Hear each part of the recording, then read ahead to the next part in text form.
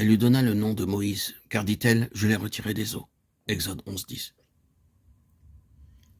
La naissance de Moïse et les circonstances de celle-ci nous donnent comme l'image du salut pour toute âme soustraite à la puissance des ténèbres et transplantée dans le royaume du Fils. Avant qu'il soit né, la sentence de mort est déjà prononcée sur Moïse, Exode 1:22. Mais par la foi, ses parents le cachent. Puis, la chose devenant impossible, plus longtemps la mère place le bébé sans défense dans un coffret de jonc qu'elle dépose sur la rive du fleuve. C'est là que la fille de Pharaon l'aperçoit. Elle l'adopte et l'élève comme un fils de roi. En lisant ce récit et les détails de l'action de Yocheved, nous ne pouvons nous empêcher de nous émerveiller sur la manière dont Dieu fait concourir toute chose à l'accomplissement de ses desseins.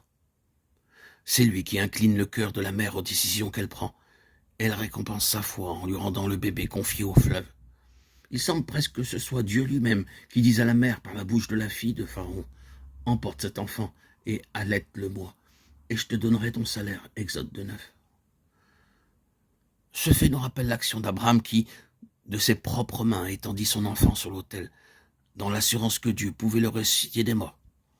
Aussi le recouvra-t-il par une espèce de résurrection.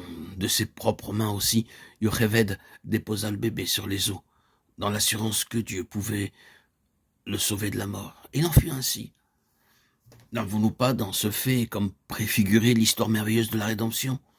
La sentence de mort était passée sur nous tous, mais Jésus a goûté la mort à notre place. Et il est devenu l'arche où se trouvent en sécurité les rachetés.